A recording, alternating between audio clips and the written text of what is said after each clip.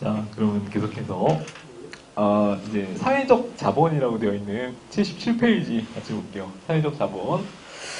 자, 이것도 굉장히 표시는 안 되어 있지만 S급 논점이고요. 시험에 굉장히 잘 나오죠.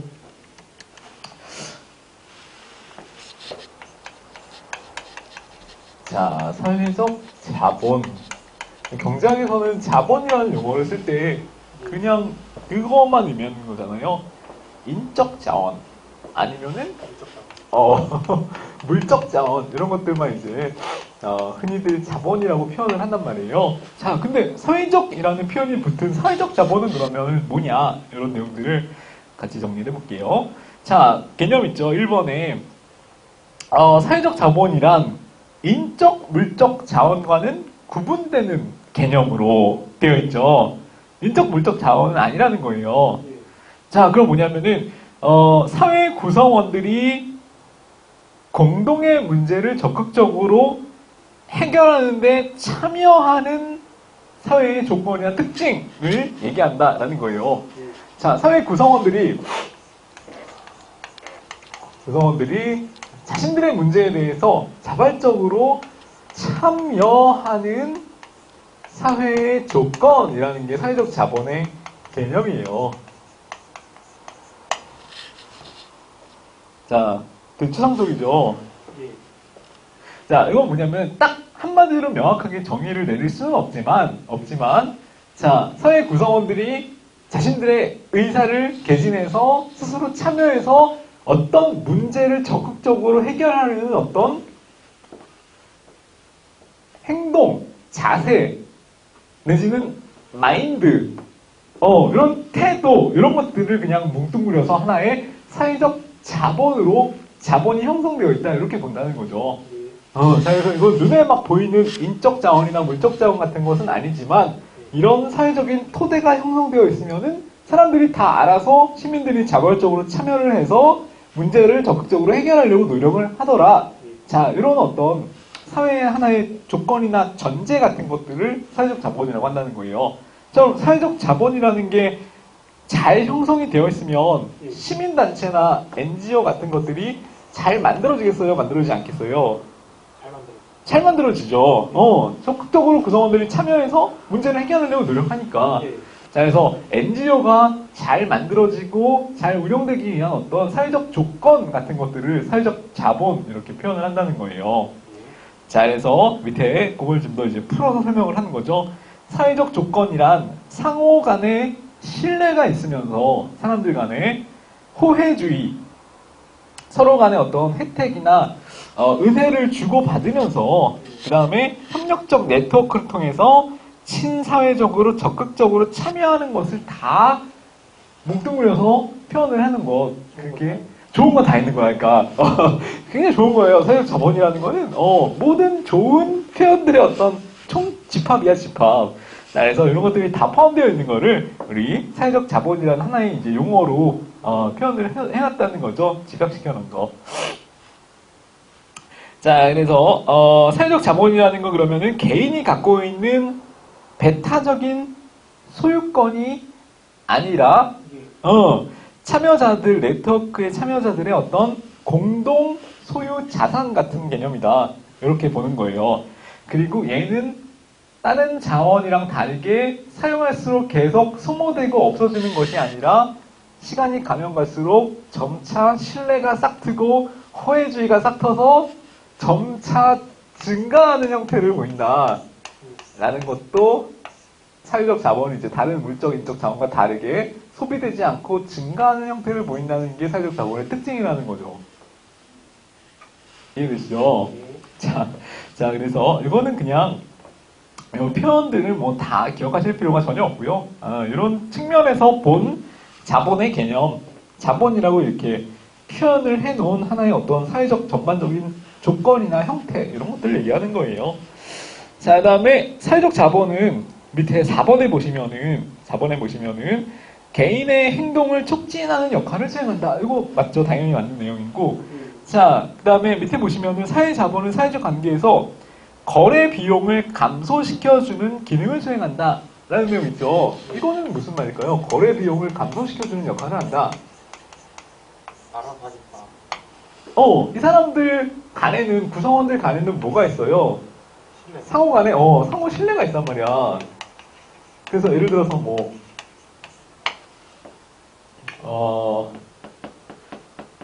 중고 매매 같은 거 해봤어요? 예. 중고 매매 같은 거 하면은, 자주. 자주 해? 팔 게 많아? 책. 책 같은 거? 예. 예를 들어서 중고 매매를 할 때, 들어가는 거래 비용은 뭐가 있을까요? 수수료, 후퇴비. 이 사람이 실제로 나를 적정한 가격으로, 가격을 책정해서 나를 속이고 있지는 않을까 하는, 걱정. 걱정과 그 정보 습득에 들어가는 어떤 시간과 노력, 이런 것들을 다 일종의 거래 비용이라고 할 수 있거든요. 예. 자, 근데 서로 간에 신뢰가, 구성원들끼리 신뢰가 있는 사이라면 이 하나의 중고 매매라는 거래를 할 때에도 여기에 들어가는 거래 비용 전체의 부분은 줄어들까요? 늘어날까요?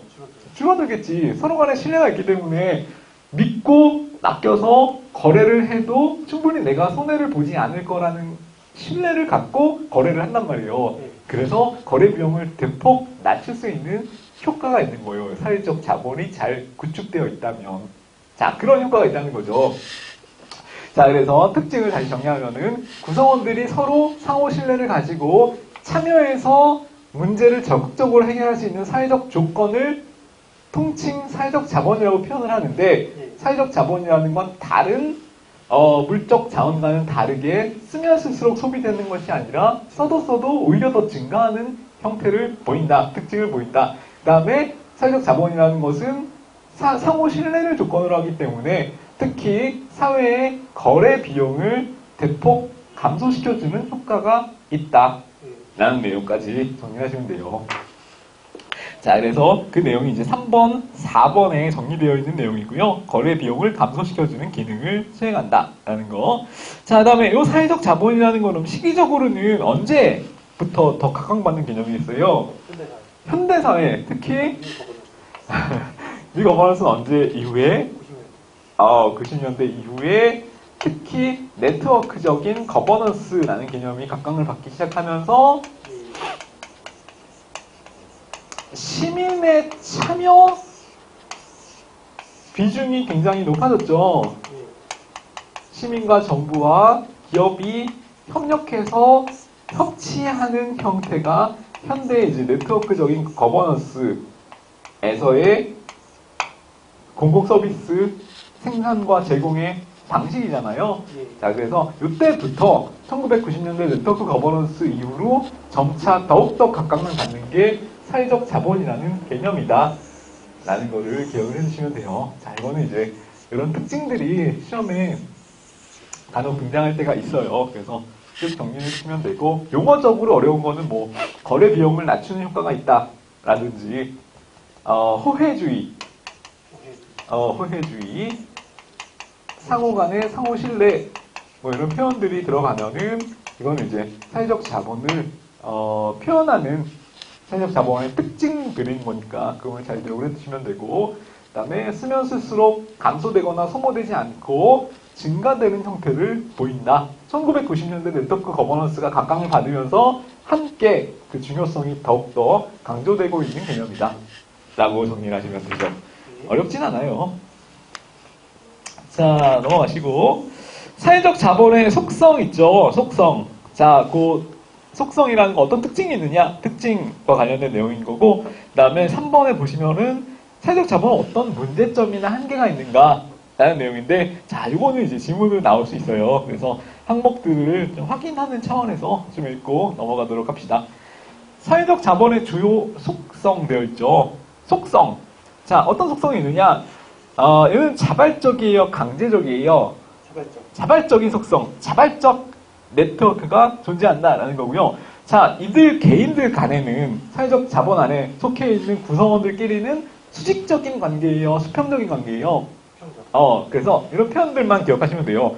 자발적, 그 다음에 수평적, 그 다음에 협력적. 자, 이런 이제 용어를 살짝 바꿔서 수직적 네트워크가 존재한다. 협력적, 수직적 네트워크가 존재한다. 이렇게 만약에 들어가 있으면 협력적 맞네, 자발적 맞네, 그리고 수직적을 안 읽고 넘어간단 말이에요. 예. 그래서 공무원 시험에 70점 미만자가 13만 명이 되는 거야. 공무원 시험에서 70점 미만자가 13만 명이에요.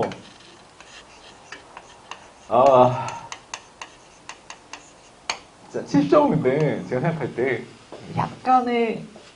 약간의 노력만 보이면 한 6개월만 그래도 공부한다고 했으면 다 넘을 수 있는 점수라고 보거든요.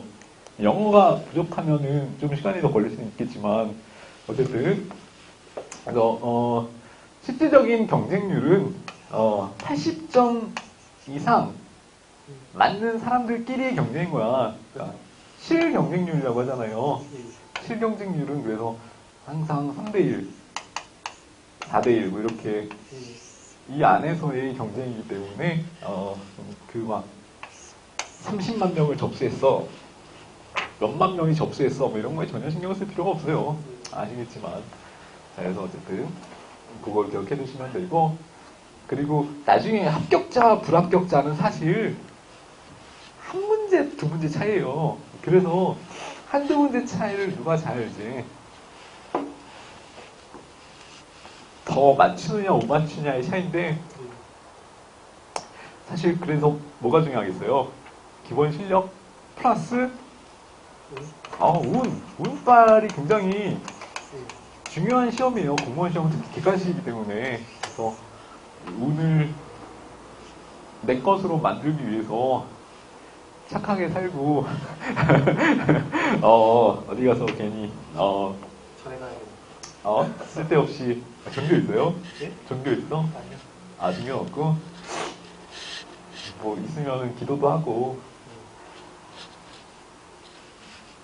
그런 얘기 많이 하죠. 운칠 기남이라 그래가지고 시험에서 운이 7이고 기술이 3이다 뭐 이런 얘기를 하는데 다른 거에서도 마찬가지고.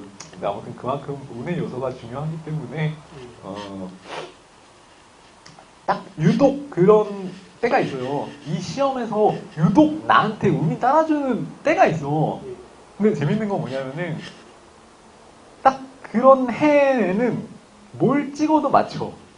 그 다음에 어떤 특정 과목만 잘 보는 게 또 아니다. 5과목을 골고루 다 잘 보고 찍었는데 운 좋게 다 맞추고 이런 시험이 한 번은 와요. 그게 언제 오는지 몰라. 근데 그거를 보통 수험생들이 내 시험이다 그러거든. 내 시험이 왔다 이렇게 얘기하는데, 자 어쨌거나 실력이 이제 비등비등하다는 전제에서 한두 문제 차이로 당락이 갈린다면 그런 운의 요소를 무시할 수가 없고, 자 그런 것들 이 운이 따라주기를 좀 잘 바라는 수밖에 없죠. 자, 뭐 어쨌든 그거는 이제 불가항력이니까 거기까지 이르게 될 때까지 이제 실력을 잘 쌓아놓는 거를 먼저 당부드려야 될 것 같고, 자 그래서 사회적 자본이라는 거는 자발적이되 수직적이 아니고 수평적이다라는 거 기억하시면 되고, 상호 신뢰 수준이 높다라는 거. 자, 그다음에 호혜주의의 반대는 뭐 이기주의일 수 있죠. 자, 그다음에 그래서 호혜주의를 기반으로 속성으로 하고 있는 게 사회적 자본의 특징이다라는 거. 친사회적 사회 규범이 존재한다. 라는 거. 사회에 대한 어떤 사회 규범에 대한 굉장히 가까운 친사회적 행태를 갖고 있다라는 거. 자, 그다음에 공동체주의를 지향한다. 이런 것도 특징이 될 수 있어요. 개인주의가 아니라 공동체주의를 지향하고 있다. 거기에서 이제 기반으로 발전된 게 사회적 자본의 내용이다라는 거. 정치 경제 발전의 기반이다. 그 다음에 갈등을 타협하고 협동하고 조정하는 어떤 전제가 되는 특징을 갖다. 이거 이해하기는 어렵지 않죠. 이 정도만 다 읽고 이해하실 수 있으면 돼요. 자, 근데 한계점. 자, 시험에는 이게 더 자주 나와요. 한계점이 뭐냐, 문제점이 뭐냐라는 거예요. 사회적 자본은 자발적이고 친사회적인 형태이긴 한데 이게 공식적인 루트이지는 않는 경우가 많죠. 자, 그래서 사회적 자본은 경제 자본에 비해서는, 여기 인적, 물적, 경제 자본에 비해서는 굉장히 그 형성 과정이나 진행의 과정이 불투명하고 불확실한 특징을 지니는 경우가 많다라는 게 특징이고 한계점인 거예요. 불투명, 불확실. 자, 그 다음에 두 번째, 사회적 자본의 거래라는 거는 굉장히 구체화되지 않고, 그 다음에 밑에 불확실하면서 불분명한 것이 일반적이다 라는 거죠. 자, 이 사회적 자본이라는 거 개념은 봐도 알겠지만 굉장히 추상적이고 모호하단 말이에요. 그 다음에 이 사회적 자본이 그럼 어떻게 해서 형성이 되는지 그 과정이 굉장히 불확실하고 불투명한 한계를 가져요.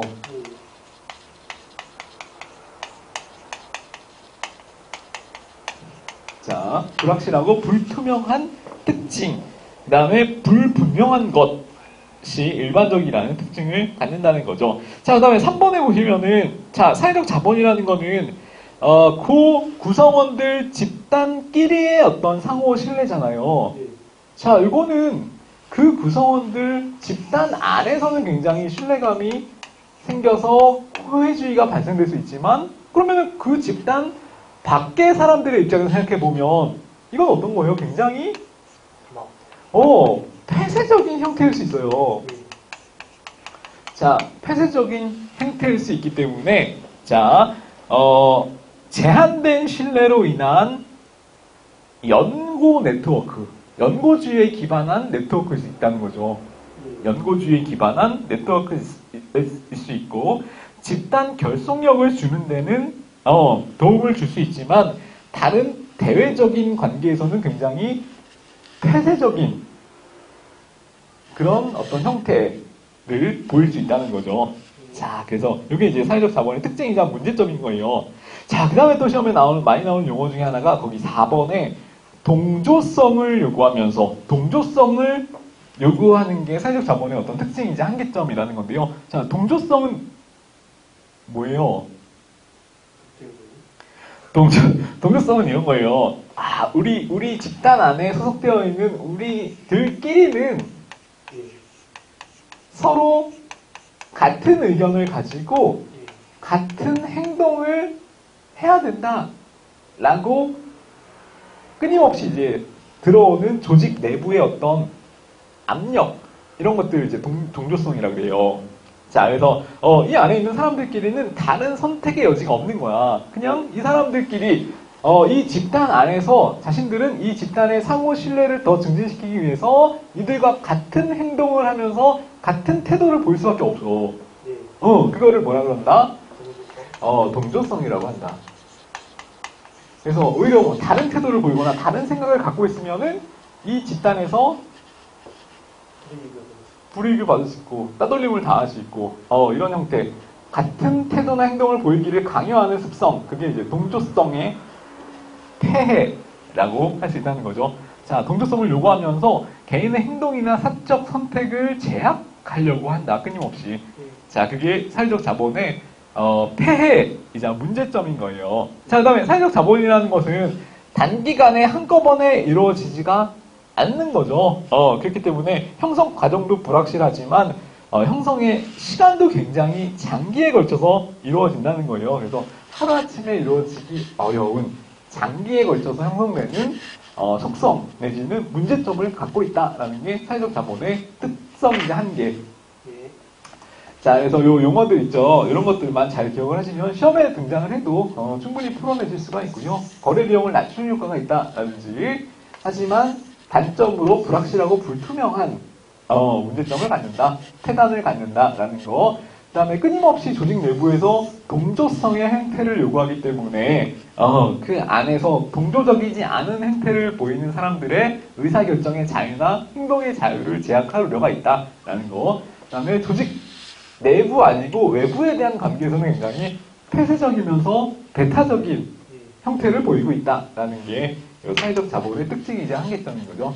시험에는 이제 특징, 그 다음에 어떤 긍정적인 기능을 하느냐 이런 것도 시험에 많이 나오고요. 그 다음에 더 많이 나오는 건 이제 단점과 한계, 문제점 같은 내용들이 표현이랑 같이 지문으로 만들어서 나오니까 그거를 기억을 잘 해주셨으면 좋겠어요. 자, 넘어가시고 이것도 이제 S 논점이었고요. S 논점이었고 굉장히 중요한 거였고 뒤에 나오는 거는 사실 그것보다는 중요도가 조금 떨어지긴 하지만 그래도 간과할 수 없는 부분이기 때문에 하나씩 잘 정리를 해봅시다. 자, 뒤에 뭐가 나오냐면은 행정 PR이라 그래가지고 PR은 뭐예요? 국정에 대한 내용을 어떻게? 그렇지, 알리는 거, 홍보하는 거, 그거를 이제 행정 PR이라고 하죠. 자, 그래서 행정 PR은 뭐고 어떤 순기능과 역기능이 있느냐 이런 것들이 정의가 되어 있고요. 그 다음에 이제 정보 공개라 그래가지고 정부나 공공기관이 갖고 있는 정보를 어떻게 공개하는지, 자, 그 내용과 관련된 법을 배울 거예요. 공공기관의 정보 공개에 대한 법률, 정보공개법이라고 줄여서 얘기를 많이 하는데, 자, 그 내용을 좁은 위주로 또 정리할 거니까 그것도 한번 봅시다. 한번 봅시다.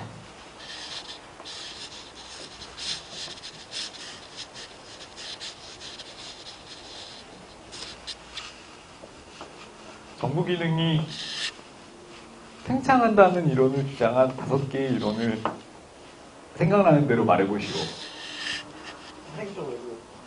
탄핵적 외부역. 아니, 그거는 정부 실패고요. 정부 실패. 정부 기능이 정부 팽창된다. 정부 팽창. 그러니까 과다 공급설. 파킨슨. 파킨슨. 리스카는. 리스카는. 리스카는요. 영양적인가? 하나만 더 얘기해줘. 제발. 하나만 더. 하나만 더 기억해줘.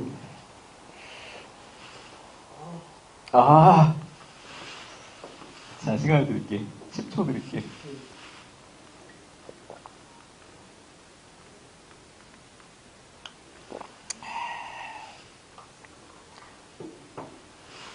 힌트 필요해요? 자, 노동집약적 성격을 갖기 때문에 생산성 증가가 민간에 비해서 굉장히 더디다 라고 주장한 학자와 이론. 와그너? 와그너 아니에요? 와그너는 정부 팽창이에요? 정부 축소예요? 팽창이지. 팽창 맞아. 와그너도 팽창이에요. 근데 와그너의 이론은 어떤 거였어요? 와그너는 소득 탄력 특성. 그렇지. 소득 탄력적인 특성을 갖는다라고 주장한 게 와그너의 이론이었고, 리스카넨, 그 다음에 파킨슨, 원지방. 그 다음에 피코 원지방. 피코 와이즈만. 그 사람들은 뭘 주장했어요? 전이효과. 전이효과. 대체효과. 그 다음에 대체효과. 피코 와이즈만의 전이효과, 대체효과. 하나만 더.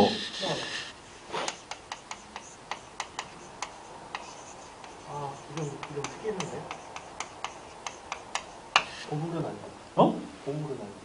보물이 맞죠. 보물 맞아요? 보물, 보물. 뭐예요? 보물병.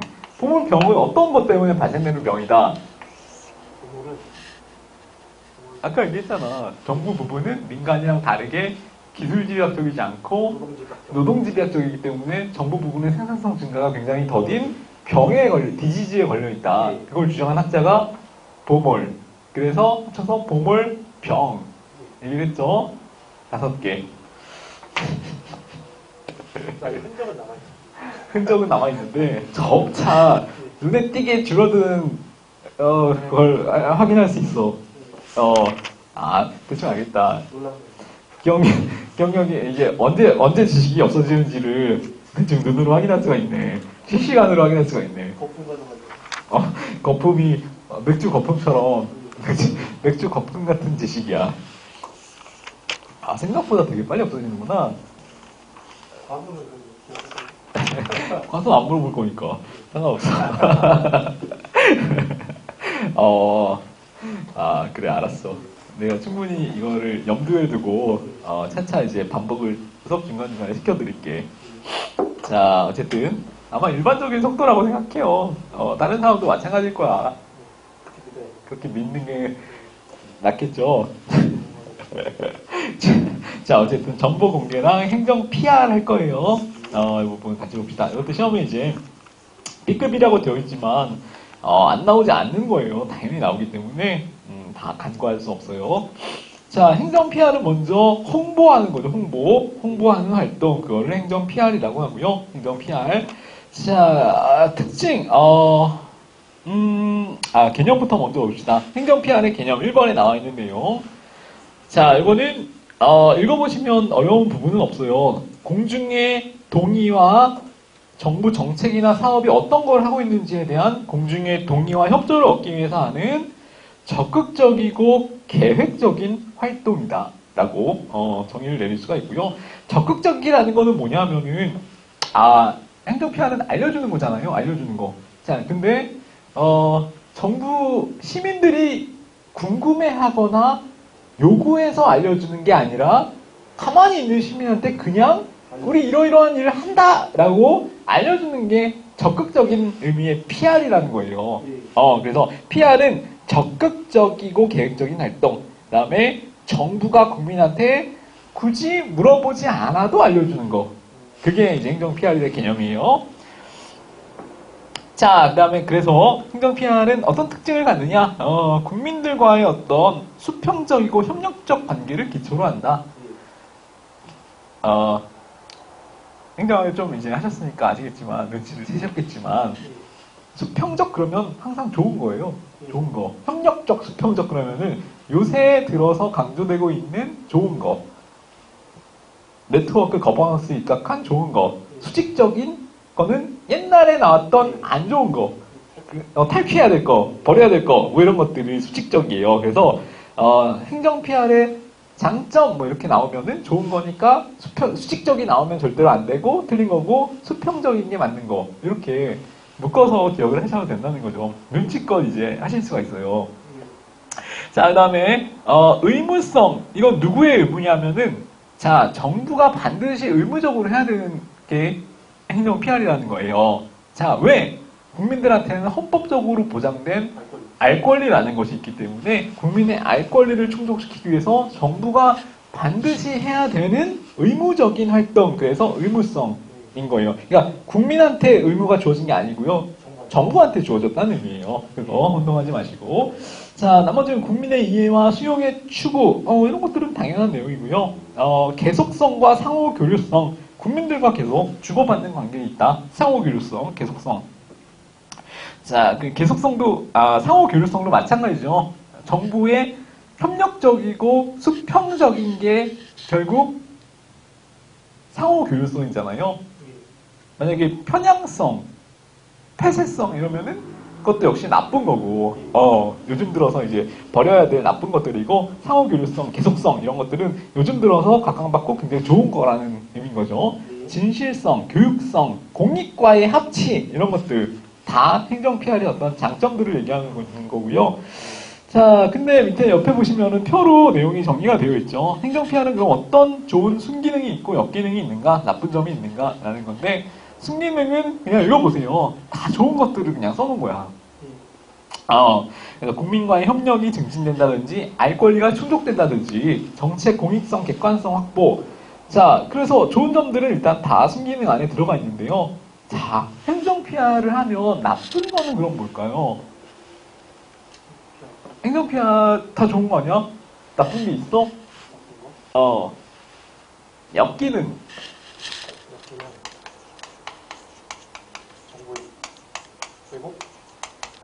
왜곡. 왜? 뭘 하기 위한 정보 왜곡? 자기네가 칭찬받는 그렇지. 불리한 거는 일부러 국민들한테 싹 빼고, 그렇지. 자신들이 내가 뭔가 대통령의 입장에서 혹은 뭐 정부 입장에서 칭찬받고 싶어 하는 어떤 자기의 지적에 대해서는 굉장히 더 열심히 홍보를 하는 거죠. 자기한테 유리한 거는 굉장히 막 뻥튀기 해서 홍보를 하고, 불리한 거는 축소하거나 은폐하고, 자, 요런 정치 조작의 수단으로 활용될 수 있는 게 행정 PR의 역기능이라는 거예요. 자, 그래서 왜곡하거나 은폐하려는 선전적 성격을 갖는다라는 게 역기능. 그 다음에 권력자의 변명의 수단이 될 수 있는 조작적 성격. 선전하고 조작하는 거 있죠. 자, 이런 것들이 이제 역기능이에요. 선전, 이런 용어들을 기억을 해두시면 돼요. 선전하고 조작할 수 있는 우려가 있다라는 게 행정 PR의 역기능. 자, 그래서 요 표만 그리고 요 용어들만 이해해서 정리해 두시면 되고요. 어려운 거는 전혀 없어. 그래서 어렵지 않다는 거는 시험에도 잘 안 나온다는 거예요. 그래서 이제 B급 문점이 되는 거죠. 자, PR의 문제점. 자, 우리나라 행정 PR은 사람들이 우리나라 시민들은 행정부에서 정부에서 뭐라고 PR을 하면 믿어요, 안 믿어요? 잘 안 믿어요. 굉장히 불신하고 있어요. 우리나라 특히 정부 공권력에 대해서 굉장히 불신하고 있는 사람들이 많아요. 그래서 뭐라고 얘기를 하던 믿지 않겠다 라면서 불신하는 경향이 있는데 그게 우리나라 행정 PR의 문제점이고요. 그 다음에 아직까지도 우리나라는 정권 유지하기 위한 용도, 수단으로 행정 PR을 이용하는 경향이 있죠. 자, 그래서 정권 유지 중심적 행정 PR의 일반화 이런 문제점도 있고요. 자, 그 다음에 행정 PR에 대해서 별로 사람들이 인식이 없죠. 관심도 없고. 그리고 행정 PR을 하는 전문가가 별로 없죠. 행정부 내에. 자, 왜냐하면 우리나라는 직업공무원제를 채택하고 있고, 직업공무원제는 실적주의에 기반하고 있고, 인사를 폐쇄적으로 하는 혹은 개방적으로 하는 폐쇄적으로 하는 인사 행정 정책을 기조로 하기 때문에 외부 전문가가 행정부 조직 내부로 유입될 가능성이 별로 없죠. 적기 때문에 오히려 PR 전문가들이 우리나라 행정부에는 별로 많지 않다라는 내용들도 문제점인 거예요. 자, 그래서 이런 것들만 행정 PR, 우리나라 행정 PR의 문제점으로 그냥 읽어두시면 되고요. 이런 것들은 시험에 나와도 틀릴 일이 거의 없어. 자, 그래서 읽어보시면 되고, 단 그 밑에 이제부터 시작되는 정보 공개에 관련된 내용들은 자, 조금 외워두실 게 있어요. 정보 공개에 대한 내용들은 외워두실 게 조금 있기 때문에. 왜냐하면 얘네들은 법 조문을 정리하는 거거든. 자, 그래서 이것부터 한번 또 정리해봅시다. 행정 PR보다는 이제 훨씬 중요한 내용이에요. 자, 아까 행정 PR은 적극적인 활동이었어요? 소극적인 활동이었어요? 장난해? 야, 행정 PR은 물어보지 않아도 알려주는 거예요. 물어볼 때만 알려주는 거예요. 물어보지 않아도. 그거는 정부가 어떻게 하는 거야? 적극적으로 하는 거야? 소극적으로 하는 거야? 적극적으로 하는 거야, 적극적으로. 나눠서. 적극적, 수평적. 수평적 안 물어보잖아. 적극적. 이게 중요한 건데. 대번에 틀리다니. 의욕이 감퇴되는구만. 행정 PR은 적극적인데, 자, 왜 이걸 강조했겠어요? 행정 PR과 다르게 정보 공개는, 그렇지, 맞아요. 정보 공개는 상대적으로 조금 소극적인 활동일 수 있어요. 자, 다시 행정 PR이라는 거는 누가 물어보지 않아도, 국민이 물어보지 않아도 스스로 알리는 활동이기 때문에 적극적인 정보 활동이에요. 반면에 정보 공개라는 거는 굉장히 어떻게 보면은 소극적이고 수동적인 활동일 수 있다는 거죠. 왜? 대부분 정보 공개하는 건 언제 하냐면은 국민들이 요구할 때, 청구할 때 하는 게 대부분이기 때문에 그래요. 자, 다시 얘기하면, 정리하면 정보 공개는 행정 PR과 다르게 적극적. 아니, 수동적. 정보 공개는 행정 PR과 다르게 소극적, 수동적, 수동적. 왜? 청구를 받아서 하는 경우가 많기 때문에 행정 PR은 적극적, 소극적. 적극적. 수직적, 수평적. 적극적. 행정 PR는 적극적이에요. 나 정말 집중력이 다 한 거야? 집중력이 다 떨어졌어? 자, 아직 시간 많이 남았어요. 자, 정보 공개. 행정 PR보다 굉장히 적극적이지 않고 수동적이고 소극적인 활동이라고 정리할 수가 있고요. 왜? 청구에 의해서 주로 하는 거기 때문에.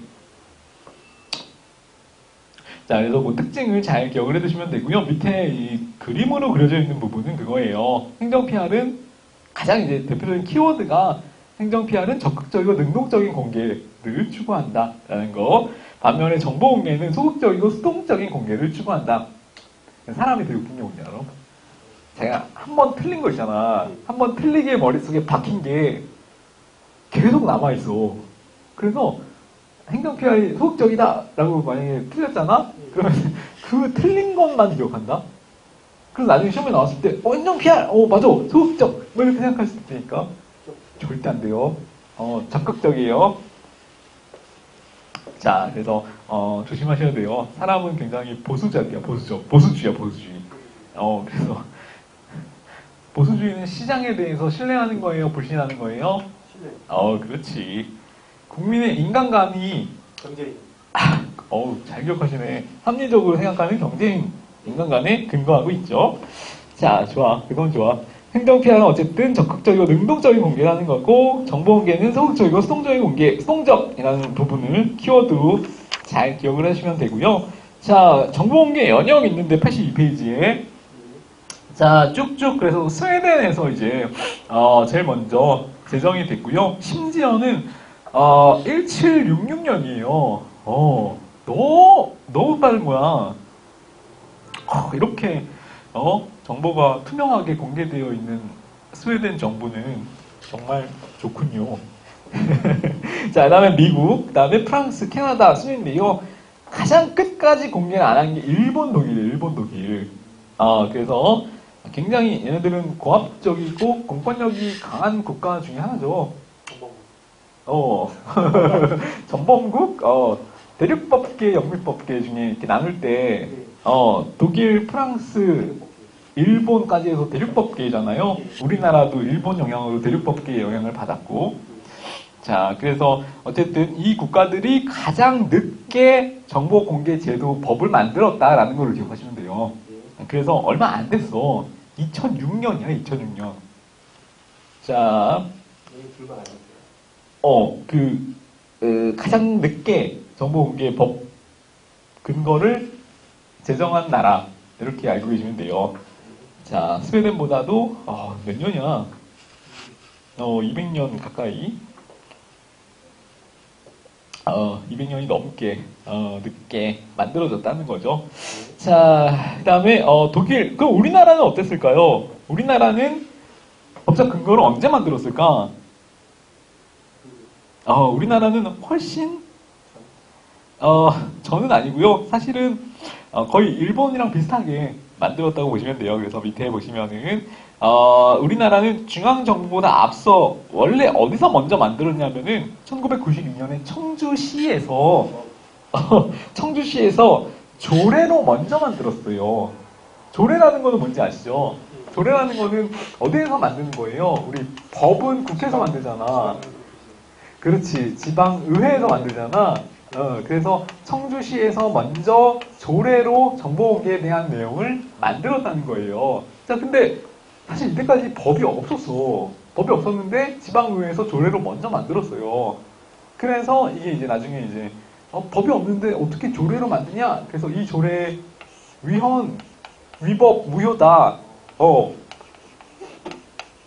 라고 이제 헌법재판소에 갔다가 헌법재판관들이 이거는 괜찮다. 왜냐하면은 위헌이 아닌 게 우리나라는 헌법에서 알 권리를 헌법상의 국민들의 권리로 명시하고 있기 때문에 당연히 거기에 근거해서 이 조례가 만들어지는 것도 합헌이다. 이렇게 판시를 한 거죠. 현명하죠. 자, 그래서 그 내용을 이제 합헌 판례가 나고 나서 중앙정부에서 공공기관 정보공개법이 나중에 96년에 만들어져서 98년에 시행되는 거예요. 일본보다 빠르네, 그러게. 그래서 우리나라 98년 시행, 일본 99년, 이렇게, 제정은 96년 기준인 거고, 90년대 후반이라고만 알고 계시면 돼요. 90년대 후반. 공개정보제도의 운영 목적은 하나만 아세요. 알 권리 보장. 자, 그 다음에 국민들이 가급적인 국정에 참여할 수 있도록 이렇게 유도하는 것도 정보공개제도의 목적이죠. 자, 근데 문제점은 뭐가 있냐면은 잘못하면 국가 기밀이 유출될 가능성, 위협성이 있다라는 거고요. 정보 공개는 적극적이에요, 소극적이에요? 그렇지. 자, 그 다음에 피할 적극적. 아주 구박을 했더니 바로바로 나오는구만. 그래, 혼나야 돼. 아니에요. 자율적으로 해야 돼. 나는 Y이론에 근거한 공부를 지향하고 있어. 인간관계론, 민주적인 관리, 채찍과 당근이 아니라 자유를 맡기는 방식을 좋아한다는 거예요. 자, 국가 기밀에 유출될 가능성이 있고요. 자, 그 다음에 정보 공개를 공무원들의 입장에서는 하려고 하겠어요? 안 하려고 하겠어요? 하기 싫어하지. 굉장히 소극적인 태도로 가급적이면 공개 안 하려고 감추려고 노력한단 말이에요. 자, 그래서 공무원의 유연성, 창의력을 저해할 수도 있고요. 오히려 소극적인 형태로 일관할 가능성이 있다라는 것도 문제의 점이죠. 옆에 한번 볼까요? 여기 관련된 내용이 OX 지문으로 나와 있네. 행정정보공개 확대는 공무원의 도전적이고 적극적인 형태를 조장한다. X지. 왜? 가급적 공개 안 하려고 하기 때문에 소극적인 행태를 조장한다죠. 자, 그래서 이런 것들 같이 기억하시면 되고, 나머지는 뭐 사생활 침해 가능성이 있을 수 있고, 밑에 내려와서 마지막에 행정 업무 증가 내지는 정보 공개의 내부 비용이 더 발생되는 우려도 있을 수 있다. 라는 내용. 이해는 되시죠? 다 어렵지 않고요. 83페이지 넘어갈게요. 본격적으로 이제 정보 공개와 관련된 공공기관의 정보 공개에 대한 법률이에요. 자, 이거 몇 년도에 만들어진 법? 96년. 시행은? 98년. PR은 적극적, 소극적? 적극적. 그렇지. 잘했어요. 완벽하다. 아직까지는, 현재까지는 완벽하다. 자, 그 다음에 정보공개 목적부터 볼게요. 정보공개법. 자, 이거는 왜 만들어졌냐면은, 당연히 이제, 첫 번째 수였죠. 국민의 정보에 대한 공개 청구. 그래서 원칙적으로 이제 청구 공개라 그래가지고, 국민이 공개를 할 때만, 청구를 할 때만 공개하는 게 이제 정보공개법의 기본적인 내용인데요. 자, 이거 말고 이제 거기 뒤에 보시면은 공공기관의 공개 의무라 그래가지고 의무적으로 공개해야 되는 내용들도 있어요. 청구하지 않아도. 그래서 청구 공개가 원칙이고요. 의무적으로 공개해야 되는 내용도 있다. 부가적으로. 그렇게 기억하시면 되고. 자, 그래서 그 내용들을 정하기 위해서 그걸 통해서 국민의 헌법상의 알 권리를 보장하기 위해서 그걸 통해서 국민들이 국정에 참여할 수 있도록 하고 국정 운영에 대한 정보를 국민들한테 알려서 국정 운영의 투명성을 확보하기 위한 것을 목적으로 한다. 이게 이제 이 법의 제정 목적이에요. 자, 그러면 정보공개기관의 공공기관의 범위는 어디까지 있냐? 이 내용인데요. 자, 쭉 읽어보시면 아시겠지만 자, 범위는 굉장히 넓어서 거의 모든 공공기관을 다 포함해요. 국회, 법원, 헌법재판소, 선관위, 기타 소속 기관까지 다 포함되는 거고요. 그러니까 보통 좁은 의미의 정부 그러면은 어디만 얘기하는 거예요? 행정부만 얘기하는 거잖아요. 근데 정보공개에서의 공공기관은 그것보다 훨씬 더 범위가 넓어서 거의 모든 공공기관을 다 망라하는 거예요. 자, 그래서 밑에 보시면 아시겠지만 지방자치단체 포함이고요. 교육청 포함이고 그 다음에 각 위원회 심지어는 이제 공공공사, 공기업, 그래서 수자원공사, 도로공사, 토지공사 같은 공기업도 포함. 자, 그 다음에 각급 학교, 사회복지단체 법인 이런 데도 공공기관의 개념 범위에 포함을 시켜서 이해를 하기 때문에 굉장히 정보 공개의 범위가 넓죠. 그래서 그것만 하나 기억을 해두시고 굉장히 넓다. 행정부에 국한되는 개념이 아니다라는 거. 자, 그다음에 청구를 할 수 있는 청구권자는 당연히 국민이겠죠, 국민. 모든 국민이고요. 자, 모든 자가 붙어요. 모든 자. 모든 국민은 정보의 공개를 청구할 권리를 갖는다. 이렇게 규정을 하고 있고요. 자, 그럼 외국인은 될까요, 안 될까요? 봤어요. 보고 말았어? 자, 외국인은 모든 국민은 당연히 포함이 되는데 외국인은 제한적. 그치. 국민이랑 우리나라 자국민이랑 동일하게 정보공개 청구권을 주기는 좀 그러니까 외국인도 정보 공개를 청구할 수 있는 권리를 주긴 하되 살짝 제한적으로 인정해서 법률이 아니라 이때에는 거기 있죠. 대통령령이 정하는 바에 따라서만 그러니까 외국인에 대한 정보 공개 부분은 따로 대통령령이 규정이 있어야 된다는 거죠.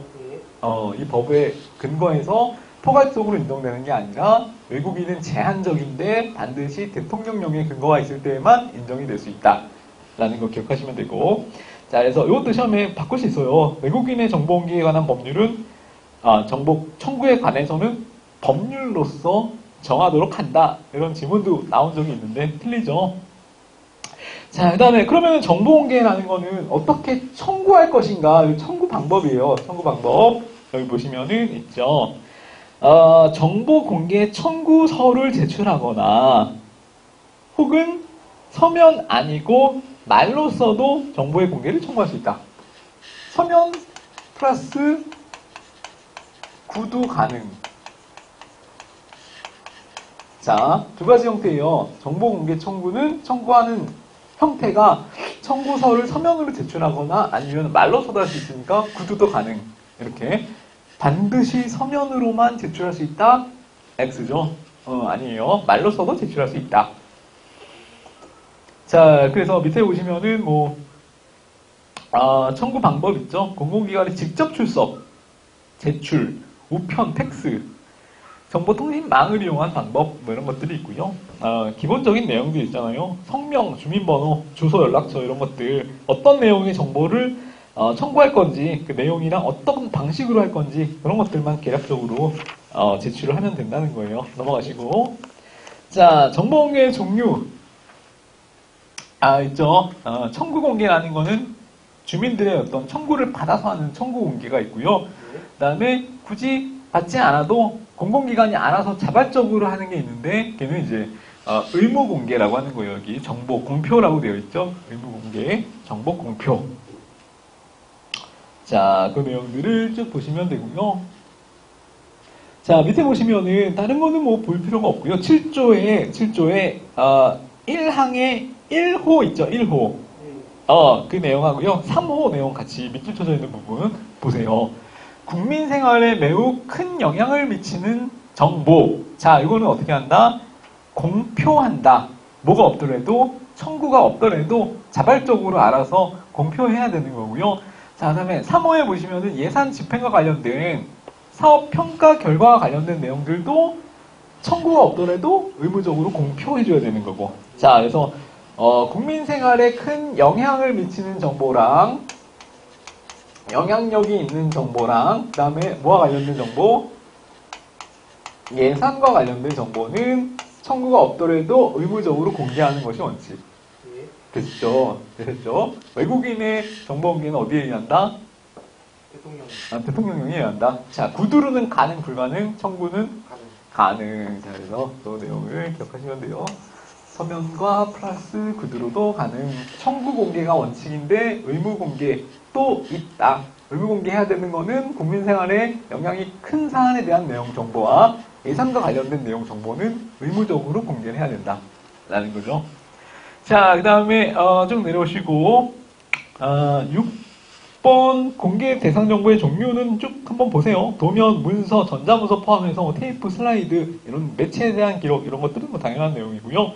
자, 비공개 대상 정보라고 되어 있는 거 있죠. 자, 원칙적으로 다 공개를 해줘야 되는데 다만 예외적으로 경우에 따라서 공개하지 않아야 되는 정보라는 것도 있을 수 있잖아요. 그거를 비공개 대상 정보 이렇게 표현을 해요. 그래서 옆에 85페이지에 보시면은 자, 다음 각호의 어느 하나에 해당되는 정보는 공개하지 아니할 수 있다 이렇게 규정을 하고 있죠. 자, 이게 비공개 대상 정보예요.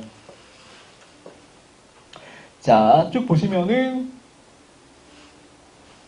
내용을 1번이랑 특히 1번이랑 1호 내용이랑 그 다음에 6호 내용을 잘 표시를 해놓고 보세요. 1호 내용이랑 6호 내용. 나머지는 그냥 읽어만 보시면 당연한 내용이기 때문에 이해하기도 별로 어렵지 않고요. 시험에도 잘 안 나오는데 자, 1호에 다른 법률이나 법률에서 위임한 명령에 따라 비밀이나 비공개 사항으로 규정된 정보인 거예요. 자, 1호에 법이나 또는 어디에서 규정한 명령에서 규정된 비밀이나 비공개 사항 이 내용들이 비공개 대상 정보라는 거죠. 자, 근데 법에서 정하는 거는 뭐 그럴 수 있지만 명령에서 국회 규칙이나 대법원 규칙으로 정해서 정보 공개를 비공개 대상 정보로 만들 수 있다는 건 실질적인 국민의 알 권리 차원에서는 굉장히 알 권리를 침해하는 방식일 수 있죠. 그래서 사실은 이거는 이제 명령을 통해서 명령이라는 형식에 의해서 국민의 알 권리를 제한하기 때문에 사실 좋은 취지의 규정은 아니라는 견해가 이제 일반적이에요. 근데 어쨌든 비공개를 명령을 통해서도 비공개 대상 정보를 만들 수 있다라는 거죠. 자, 그거를 실제로 이제 규정을 하고 있으니까 이 내용은 우리는 수험생이니까 그냥 닥치고 받아들여야 되잖아요. 비판할 그게 없잖아. 그냥 외우면 돼, 우리는. 법과 명령에서 규정을 하고 있는 게 비공개 대상 정보다. 이렇게.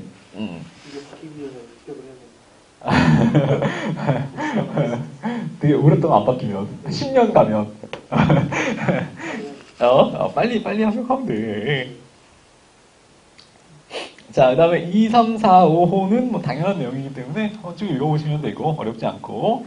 자, 6호에 보시면은 사생활의 비밀과 자유를 침해할 우려가 있는 정보는 비공개 대상 정보일 수 있는데, 자, 이거는 이제 이 내용보다 뒤에 단서가 중요해요. 다만 다음 각목에 열거한 개인에 대한 정보는 제외한다. 사생활에 대한 정보인데 사생활에 대한 정보이지만 그래도 제외되는 정보가 또 있어. 그러니까 예외인 거예요. 자, 어떤 내용이냐면은 쭉 읽어보시면 되고요. 라가 시험에 이제 나온 적이 있죠. 직무에 수행한 공무원의 성명이나 직위는 사생활에 관련된 거지만 그래도 제외되기 때문에 공개를 해야 돼.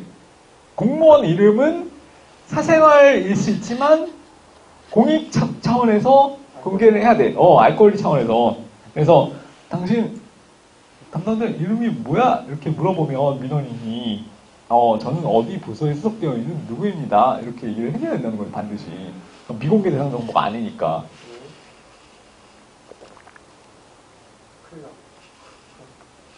왜 큰일 나?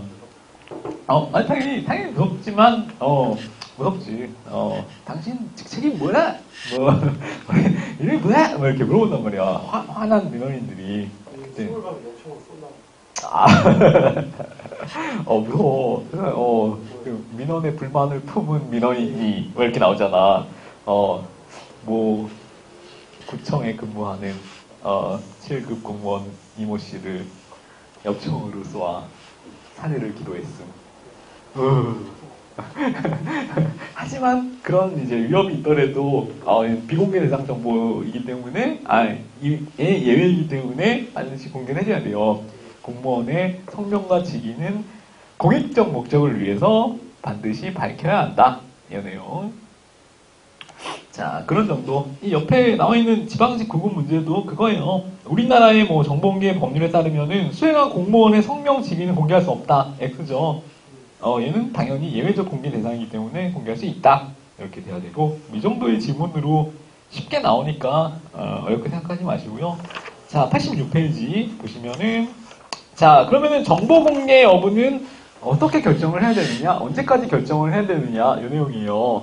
자, 공공기관이 청구를 받았어.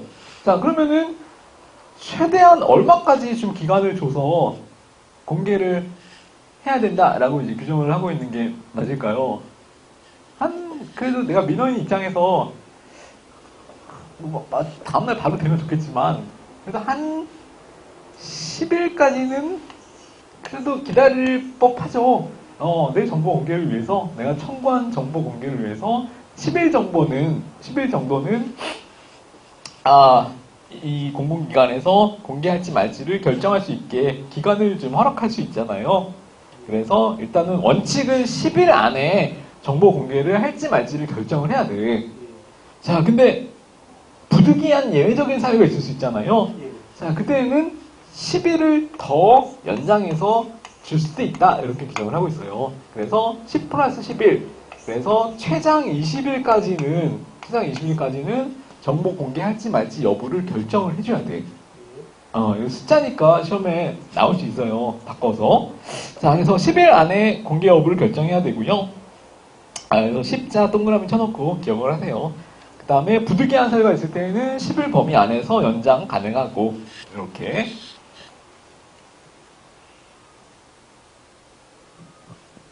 자, 그 다음에 정보 공개는 그럼 어떻게 하느냐? 일단 정보 공개 여부 결정을 며칠 이내에 해서 20일 최장 20일 이내에 해서 연장이 안 됐을 때는 기본 10일. 10일. 자, 통지를 해줘야겠죠. 청구인한테 결정을 했는데 뭐 이러이러한 내용으로 결정이 됐다라는 내용을 통지해줘야 되는 통지 규정이 있고요. 13조에.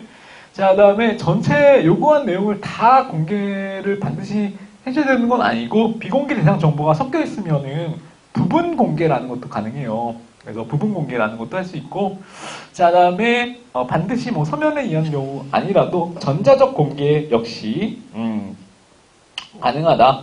청구인이 요청할 때 전자적 형태로 공개를 할 수가 있다라는 거고요.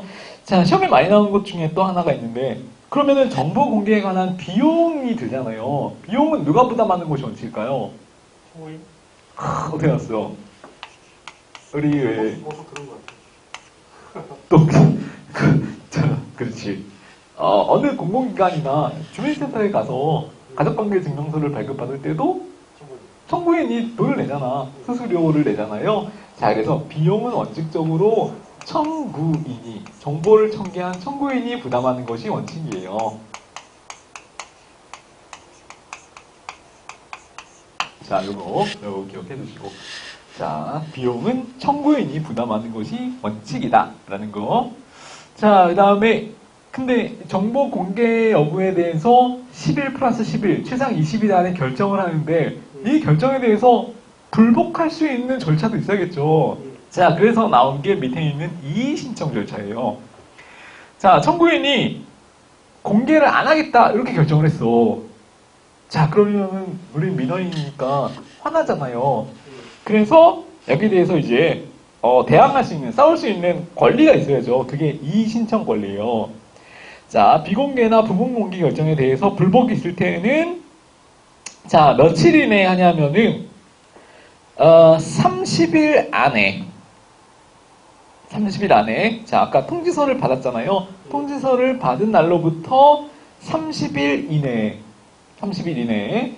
자, 아니면은 내가 정보공개 청구를 하고 기다리고 있었는데 20일 동안 기다렸는데 아무 말이 없어. 그러면은 20일이 지난 날부터 30일 이내에 뭘 할 수 있다? 이의 신청을 할 수 있다. 이거예요. 자, 그래서 이의 신청은 언제까지 하는 거냐면은 30일 이내에 하는 거예요. 30일 이내에. 언제를 기준으로 해서 20일이 지나도 아무 소식이 없거나 아니면은 공개하지 않기로 비공개 결정을 하거나 아니면 다 공개 안 하고 부분 공개 결정을 하거나 이럴 때, 자, 이럴 때 며칠 이내에 이의 신청을 할 수 있다? 30일 이내에 이의 신청을 할 수 있다라는 거예요. 자, 그래서 그러면은 30일 이내에 이의 신청을 해서 이 사람이란다. 공공기관은 그러면은 이의 신청을 30일 이내에 했을 때 그 이의 신청 내용에 대해서 언제까지 또 결정을 해줘야 된다. 라면은 처음에는 일단 10일이었잖아요. 10일 안에 해야 되는데 이의 신청은 불복한 거기 때문에 이것보다는 조금 더 빨리 해줘야 돼. 그래서 이때는 7일 이내에 이의 신청을 받았을 때는 처음에 공개 결정을 요구받았을 때보다는 좀 더 빨리, 3일 더 빨리 7일 안에 결정을 해줘야 되고요. 자, 이때도 만약에 부득이한 사유가 있으면은 그때는 7일을 연장할 수가 있어요. 그래서 이때는 최장 14일 이내.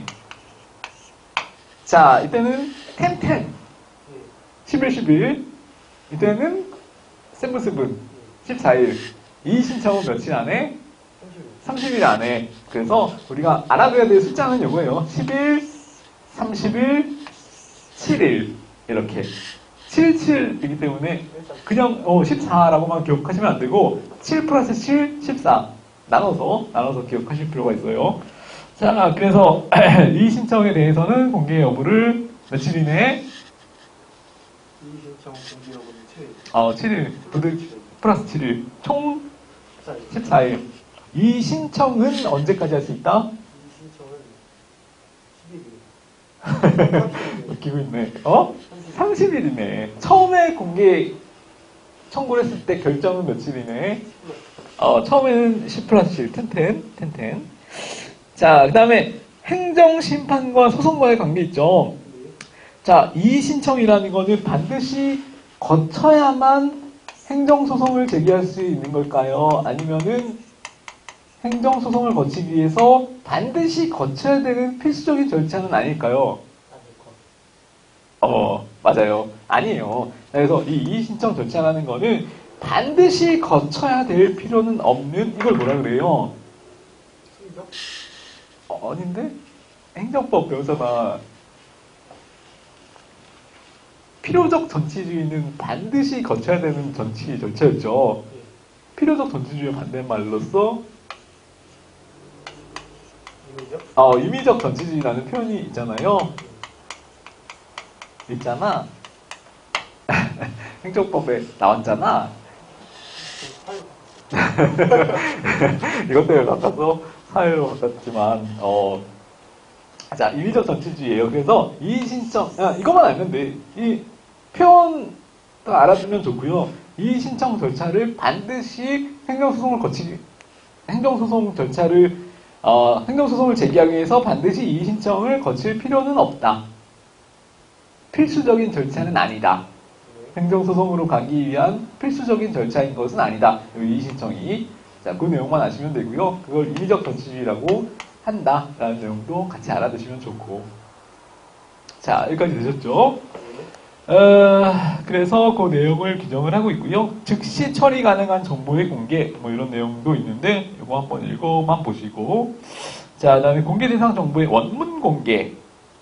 자, 이것도 시험 관련성은 뭐 크게 없으니까 한번 읽어보시고, 내용은 어렵지 않고. 근데 요 했던 내용들이 다 중요해요. 그래서 이 내용들을 한번 또 마무리 정리해봅시다. 정보 공개는 소극적, 적극적 활동. 소극적 활동. 내가 뭐라 그랬니? 소극적, 적극적 활동. 소극적 혹은 적극적 활동이에요. 소극적이냐, 적극적이냐, 이걸 물어본 거고요.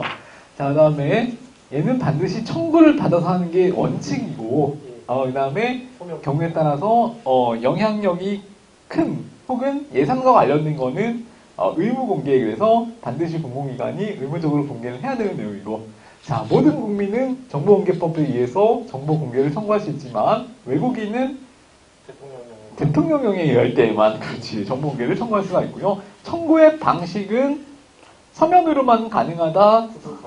그치. 서면과 구두가 둘 다 가능하다라는 거. 자, 그다음에 정보 공개를 청구받은 공공기관은 원칙적으로 며칠 이내에 공개 여부를 결정해야 한다. 10 플러스 10. 10 플러스 10일. 자, 근데 만약에 공개 여부를 20일이 지나도록 안 하고 있거나, 비공개하거나 아니면 공개를 하긴 하지만 부분 공개한 내용이 마음에 안 들 때 이의 신청을 할 수 있도록 규정하고 있잖아요. 이의 신청은 반드시 며칠 안에 할 수 있다? 30일 이내에 할 수 있다. 만약 이의 신청을 했으면 공공기관은 다시 며칠 이내에 결정을 해줘야 된다? 7. 그렇지. 77 이내에 결정을 해줘야 된다. 이 이의 신청 절차는 행정소송을 하기 위해서 반드시 거쳐야 되는 절차이다. 거쳐도 되고 안 거쳐도 되는 절차이다. 뭐 있었는데 해봐 안 거쳐도 돼. 안 거쳐도 된다. 안 거쳐도 된다는 건 무슨 정치주의다? 임의적 정치주의다. 필요적 정치주의 아니고. 자, 그 다음에 비용은 정보 공개에 드는 비용은 누가 부담하는 것이 원칙? 청구인. 청구인이 부담하는 것이 원칙이다. 이 내용까지 기억하시면 되고. 자, 그래서 이 내용들이 이제 중요하고 시험에 나왔던 내용들이니까 이번 위주는 간략하게 정리하시면 돼요. 이 정도 기억하기 어렵지 않잖아. 오래 기억하기 힘들지만 지금 당장 기억하기도 어렵지 않잖아요. 이런 게 핵심 포인트니까 이런 것들 위주로 정리를 하세요. 아셨죠? 이런 건 오히려 안 까먹어. 그러면 뭘 까먹어? 분류를 오히려. 법은 쉬워? 그러니까 보면은 그냥 이거 알긴 알겠는데. 진짜? 그래? 우리 앞에 배웠던 규제기구법. 정부기재기무법 안 까먹고 있어? 대통령법. 기억이요. 기재기획위원회는 어디 소속? 대통령 소속. 그 다음에 위원장 선거. 이거는 25. 다 기억하네? 대단한데? 이런 거는 쉬운데. 법 전문에 강한 거 아니야, 오히려? 근데 그런데 이론은 더 어려워요. 행정법도 행정법은 법이 아니라 판례라서 그래요, 판례. 아, 그렇네. 그럼 뭐 하나 이렇게 자신 있는 과목이 아니 행정이 그렇게 했어요. 행정학 괜찮아요? 재밌죠? 행정학이 할만해. 그리고 나중에 되면은 양이 점점 줄어드는 기적을 느낄 수 있다니까. 행정학이 처음에는 양이 많아 보이는데 딱 그 시험에 나오는 포인트가 정해져 있어. 그래서 그것만 잘 파면 나중에는 그냥 한 이 정도 서브노트로 다 요약이 돼. 그래서 나중에 되면 될수록 양이 줄어드는 과목이고요. 행정법은 판례는 고정적으로 있으니까 그 판례는 무조건 외워야 되는 내용의 공부량이 있잖아요. 그래서 줄어들진 않죠. 가면 갈수록 물론 쉬워지긴 하겠지만 사회가 오히려 처음에는 접근하기 쉬운데 나중에 문제가 어렵게 나오면 되게 어렵게 문제를 낼 수 있기 때문에 그 부분이 조금 어려운 부분이고요. 오히려 내용은 쉬운데. 자, 그런 차이점이 있어요. 그러니까 어떤 과목을 선택하든 장단점이 있지. 행정학이 제일 나아. 내가 볼 때는 행정학이 참 선택하기 괜찮은 과목이죠. 시간이 한 10분 남았으니까 진도를 좀 더 나갑시다. 자, 행정의 가치. 이게 진입은 해야 돼. 행정의 가치. 그래가지고 이거는 우리 기초 강의 시간에 정리했던 내용이에요. 그래서 조금 진도를 빠르게 나갈 수도 있을 것 같아. 88페이지에 먼저 한번 봅시다. 88페이지에. 자, 오늘 뭐만 할 거냐면은 하나만 할 거야. 공익만 할 거예요. 공익. 행정의 가치 중에서 제일 중요하고 시험에도 제일 많이 나오는 게 공익 개념이에요. 물론 정의도 많이 나오는데 정의와 더불어 대표적으로 많이 출제되는 쌍두마차 중에 공익 개념이 있어요. 그래서 오늘은 이제 공익까지만 남은 시간 정리를 할 거고요. 자, 행정 가치 할 때 행정 가치라는 개념은 뭐 어렵지 아시겠죠? 자, 어떤 것이 옳은 거냐, 그른 거냐라는 이제 가치 판단을 하는 거를, 가치를 판단하는 기준을 이제 가치라고 하고요. 행정을 할 때도 역시 마찬가지죠. 어떤 것이 더, 예를 들어 공익이라면, 공익적 차원에서 더 공익을 실현시키는 정책일 수 있느냐라는 것도 가치 판단을 해야 되잖아. 근데 만약에 가치 판단이라는 걸 한다는 것은, 행정을 단순한 집행과 관리라고 보는 거예요? 아니면은 행정도 가치 판단을 하는 정치적인 요소를 포함하고 있다고 보는 거예요? 가치 판단을 한다는 것 자체는 행정의 정치적인 요소를 포함하고 있다라고 보는 거기 때문에 가치를 결정하는 가치 결정적 기능을 수행하는 거라고 보기 때문에 얘는 정치행정 1원론, 2원론, 1원론이에요. 자, 행정이 가치 판단을 한다는 것 자체는 정치적 요소를 행정 안에 포함하고 있다는 거고, 그거는 이제 정치행정 1원론의 입장이라는 거죠. 자, 그것도 일단 배경이라기보다는 사실 우리가 이때까지 공부했던 내용을 제대로 이해했으면 충분히 알 수 있는 내용들이죠. 자, 그래서 행정에서 가치를 중요시한다는 건 정치행정 1원론의 입장인 거예요. 2원론에서는 가치를 중요시하지 않죠. 왜? 가치는 어디에 영역이니까? 정치의 영역이니까 너희들이 알아서 해라. 우리는 그냥 뭐만 하겠다. 관리만 하겠다. 그게 행정관리설이잖아요. 알았어. 자기가 아는 거는 되게 그치? 큰 소리로 얘기하면서 모르는 거 나왔을 때는 PR은 적극적, 소극적. PR은 적극적, 소극적. 적극적 됐네. 자, 그 다음에 가치의 개념과 역할, 이거는 그냥 읽어보시면 돼요.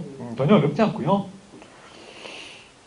가치라는 거는 뭐 시대적으로 같은 내용일까요? 시대에 따라 달라지는 상대적, 유동적 개념일까요? 상대적, 유동적 개념이다. 라는 거는 뭐 당연히 우리가 추측할 수 있고요. 그 다음에 가치를 분류할 때, 여기 89페이지에 3번 행정가치의 분류 내용에서, 아코프란 학자예요. 아코프란 학자가, 이 학자는 별로 중요하진 않고요. 행정의 가치를 두 개로 크게 나눴어. 본질적 가치랑 수단적 가치. 본질적 가치를 실현시키기 위한 수단이 되는 가치들, 이렇게 나눴단 말이에요. 자, 근데 본질적 가치는 더 어떤 상위의 개념이면서 더 추상적이고 약간 규정하기가 좀 모호한 가치들을 얘기해요. 그래서 우리 처음에 나온 공익, 그 다음에 정의, 복지, 평등, 자유, 형평 이런 것들 있죠. 자, 이런 것들은 약간 행정이 추구하는 궁극적인 목적이면서 좀 더 상위의 가치라 그래서 본질적 가치라고 표현을 하고요. 자, 밑에 나오는 합리성, 능률성, 효과성, 책임성, 합법성 이런 것들은 이것들을 이제 본질적 가치를 실현시키기 위한 수단이 되는 가치들, 그래서 수단적 가치 이렇게 크게 나눴단 말이에요. 아코프란 학자가. 자, 그래서 이거 뭐 구분하기 어렵지 않아요. 공익, 정의, 복지, 형평, 평등, 자유. 형평만 좀 헷갈릴 것 같아요. 아, 그래요? 그래.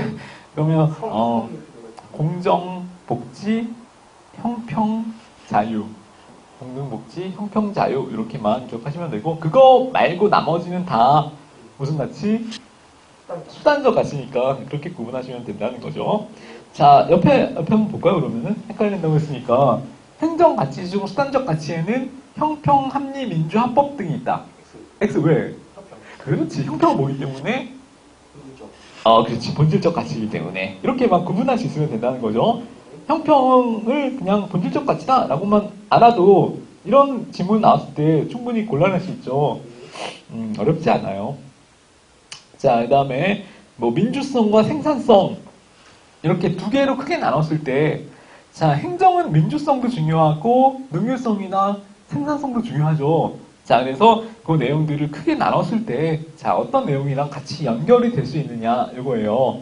민주성을 위해서는 법치 행정을 구현해야 되기 때문에 합법성, 그 다음에 시민들한테 그때그때 대응을 해줘야 되기 때문에 대응성, 그 다음에 대응을 해주고 그거에 대해서 책임을 질 수 있어야 되기 때문에 책임성, 투명성, 형평성, 신뢰, 공익 이런 것들은 민주성과 더 관련이 있는 거고요. 그 다음에 능률성과 생산성과 관련이 있는 거는 능률성, 효과, 경제, 그 다음에 정치적 중립성 이런 것들과 더 관련이 있으니까 이것도 만약에 나오면은 매치시킬 수 있게 이렇게 기억을 하시면 된다는 거예요. 넘어가시고, 자, 그 다음에 민주성을 위한 가치, 그 다음에 생산성을 위한 가치, 그 안에 들어가는 내용들은 각각 서로 이제 반대되는 관계에 있다, 상충하는 관계에 있다 라는 내용을 그림으로 표현을 해놓은 거예요. 자, 그래서 이거를 한번 읽어만 보시면은 전혀 어렵지 않아요. 자, 오늘 이제 본격적으로 봐야 될 부분이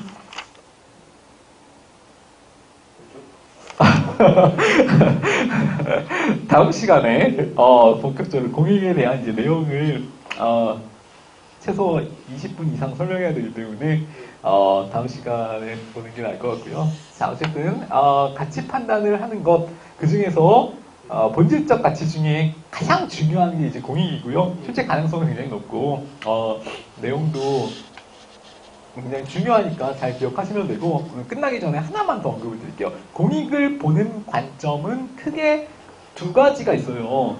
자, 공익이 뭐냐라고 했을 때 공익은 이거다라고 이제 정의 내리는 관점이 두 개가 있는데, 이거 혹시 기억나시나? 우리 기초 시간에 썼는데, 공익이 뭐냐라는 물음에 대해서 공익은 이거다라고 보는 이 설의 입장이 있고요. 아니다, 공익은 그게 아니라 이거다라고 보는 이 학설의 입장이 있었어.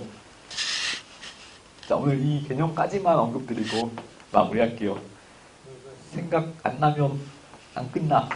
제가 그거 많이 그래, 얘기해서 한 달 됐지? 고맙어요. 야, 한 달을 넘어서지는 못하는구나, 결국. 그치? 한 달이면 길죠. 저는 봤어요. 자, 이런 학설이 있을 수 있겠죠. 자, 공익은 내가 알아. 공익이라는 거는 딱 규정할 수 있어. 뭔가 뚜렷한 실체가 실체가 있어 라고 접근하는 게 실체설의 입장이고요. 공익이라는 거는 딱히 공익이라는 개념은 규정할 수 없어. 그냥 공익이 아니라 뭐냐? 사적인 이익을 다 최대화시켜서 그거를 합쳐놓은 게 결국은 뭐가 된다? 공익이 된다라고 보는 게 무슨 설의 입장이냐면은 그렇죠. 과정설의 입장이라는 거예요. 자, 그러니까 다시 말하면은 공익은 사적인 이익을 최대화시켜서 합쳐놓은 게 공익이다라고 보는 과정설의 입장이 있는 거고요. 아니다. 공익이라는 건 완전히 사적인 이익이랑은 별개로 따로 공익이라는 개념이 실체적으로 존재한다라고 보는 게 실체설. 됐죠? 자, 이 두 개 학설 이름만 오늘 외우시고 나머지 설명은 다음 시간에 드리도록 할게요. 과정설, 그 다음에 실체설 이렇게 굉장히 중요하니까 잘 기억을 해두시고 다음 일주일 뒤까지 기억을 하셔야 돼요. 자, 여기까지 하시고 다음 시간에 마저 보도록 합시다. 자, 고생하셨고요. 다음 주에 뵙도록 할 테니까 복습. 복습 많이 할 필요 없어. 10분씩, 30분씩 만들면 돼요. 한번 이렇게 훑어주면 돼요. 훑어주면 돼. 자, 그런 식으로 해주시고 다음 주에 뵙도록 하겠습니다. 자, 수고하셨습니다.